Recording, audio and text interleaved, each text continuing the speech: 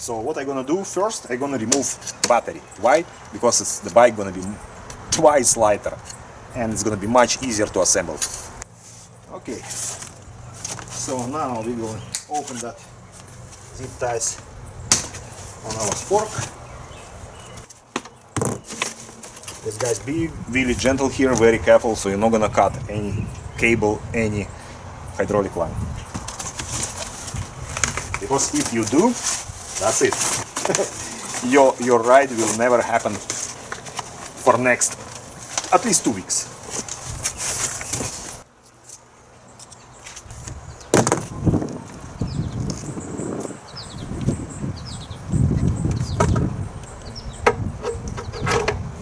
So all what I'm going to do now, I'm just gonna install handlebar, just temporary, because I will put bike upside down to install front wheel. That's gonna be much easier. That's it. Since handlebar on, we can install wheel. So now it's time to install wheel. What we actually don't have, it's a wrench to open that bracket, and this bracket needs to just hold fork together just for safety. And this is 17, and this wrench is not in the kit. So now we should open these bolts from both sides what holds torque bracket. So now we have to install our wheel. So when you install, your cable should look like this. You see? So cable going like down when the bicycle gonna be on normal position. So the cable not going under this axle. It's going from here, and after it's gonna go like this. No any washers for now. As you can see, no any washers.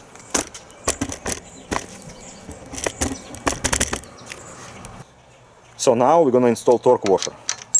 Just this way, and screw them with this Allen key bolt from both sides.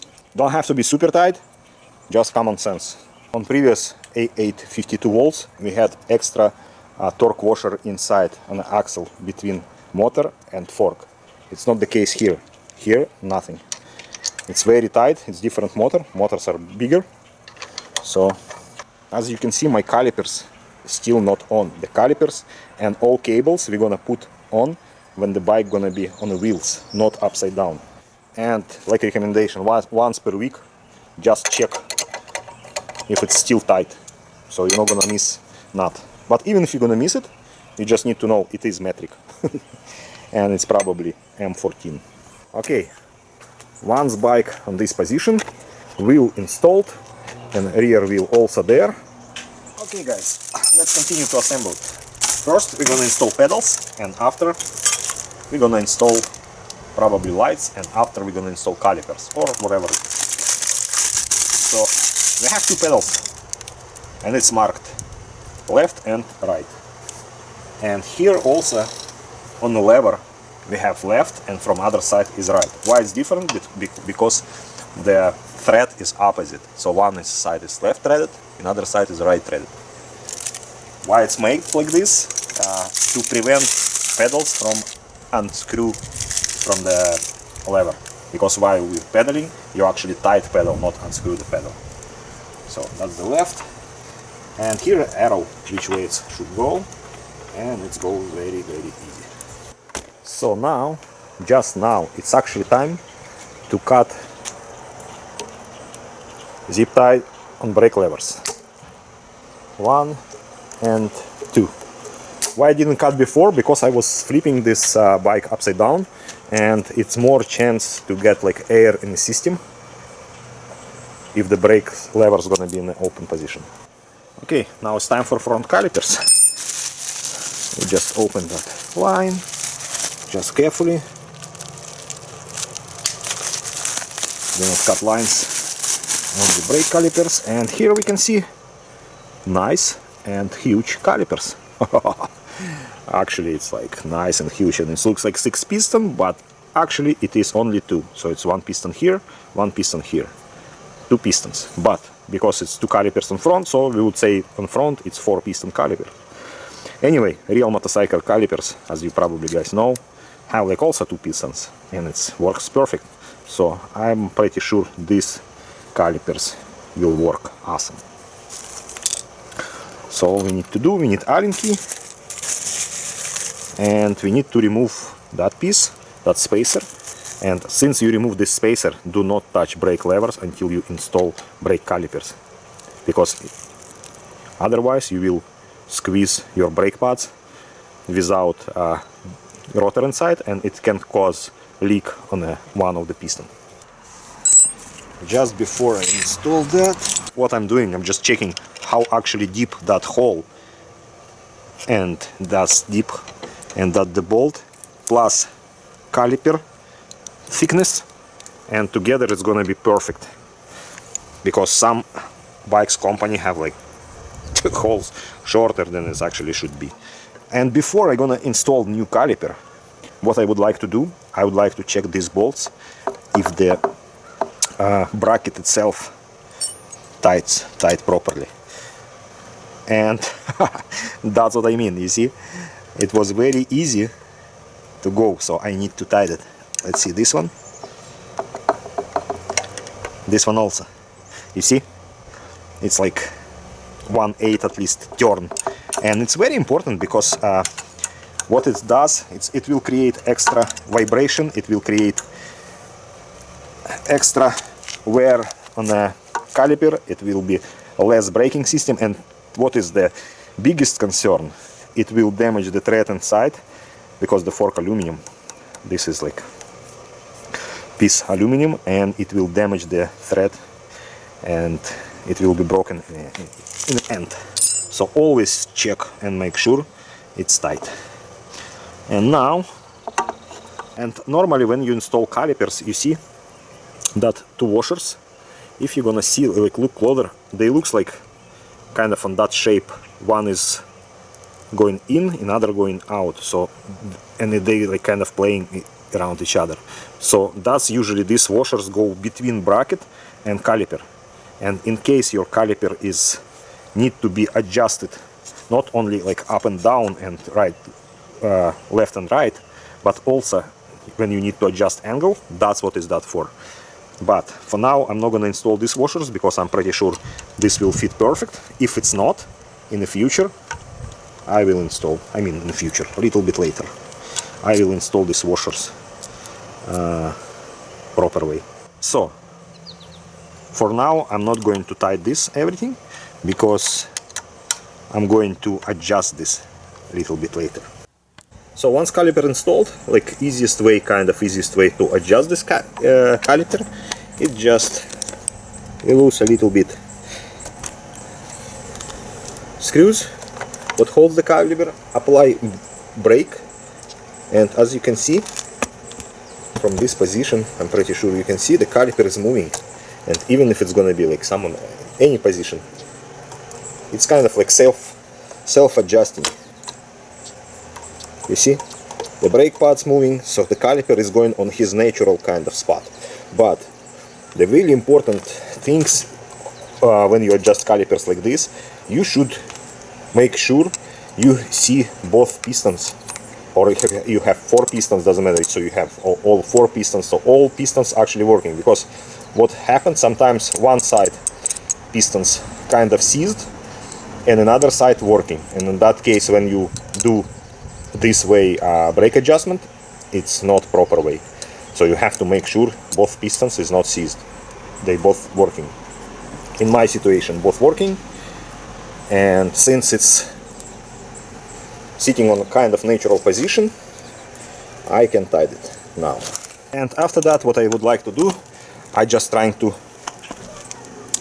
see if we have any lights kind of between brake pads and rotor, and that when it's everything aligned and I have some lights space, I just tie this down.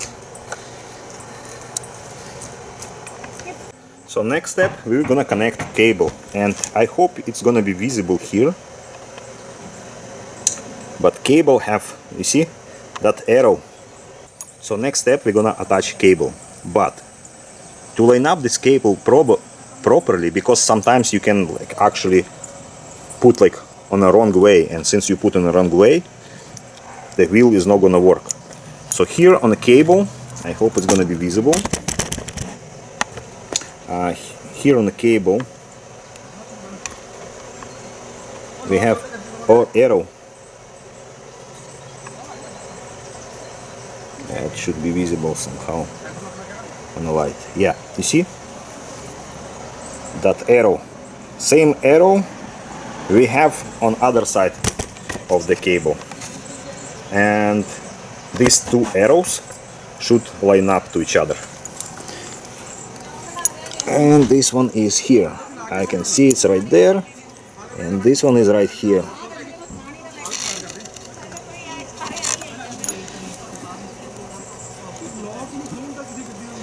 Tight.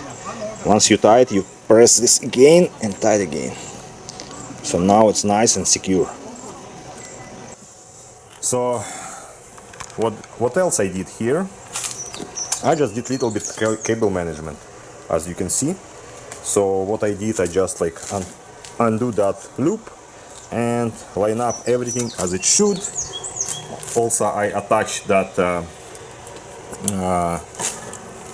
splitter for CBS, what stands for combined brake system, and that's it. And I just like put like some zip tie here around, so it's tight, secure, and also it's good access for my camera, so it's not gonna be on my way every time. Just make sure it's like everything you can turn left and right, and no cable gonna be damaged. So here I have like small kind of, not the problem, but I didn't like it. So this cable, the hydraulic cable for the brakes, was a little bit twisted, you know, and it was under tension, I would say. So what I did, and what is like kind of positive, I just opened that, not open, just lose this nut a little bit, and all this cable inside, it's like swivel. So once you lose this nut, this cable is, I don't know why it's not going to focus. Anyway, yeah, here. All this cable going to his natural position because it's swivel here. So that's pretty good system and pretty good idea. So just again, another thank you for Aniioki about that. Okay, so that's how my cable management. And now it's time to install light. So what we actually need for light installation is that bracket, and I'm pretty sure it's going just here, and probably even I'm gonna put cable inside and just something like this. And we will find out now which way it works the best. So yeah, for now we're gonna attach this way, so all cables inside the bracket, and we'll see what's going on there after. We're gonna install the light. Okay, to connect light, just light cable from the light, and cable, one of the cables what we have here, and it's hard to miss it because turn signals is red and your light is green, right, and horn. And just make sure that pin inside kind of notch, like line up with notch here, and do not do a lot of pressing because you can really easy damage the small pins like here. And just check if it's not damaged yet. Yeah, it's perfect. And just like this. That's it, it's connected. The light is not tight yet because I still need to adjust the light position. So now it's turn signals time, and I will attach turn signals after I charge and attach battery. Why? Because left and right matter, right? Don't have to be really tight. Why? Because if this we will make really tight, we will just damage that thread part, what going with what holding here inside that rubber boot just by glue. And if you're gonna press like too much, you're just gonna rip off this piece from the rubber. So it has to be tight, but not over tight. So next step, we will install fender. To install fender, we honestly need fender. We need to remove bolt from the top.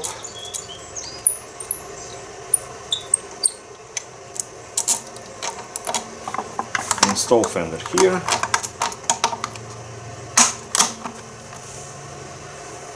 not on. And here on the fork we have two bolts from both sides. I think it should be visible. They're just shiny. One is here and one is here. That's what we're using for fender. And I would use just like this. So I will put my brake line inside the bracket for fender. Put this under cable.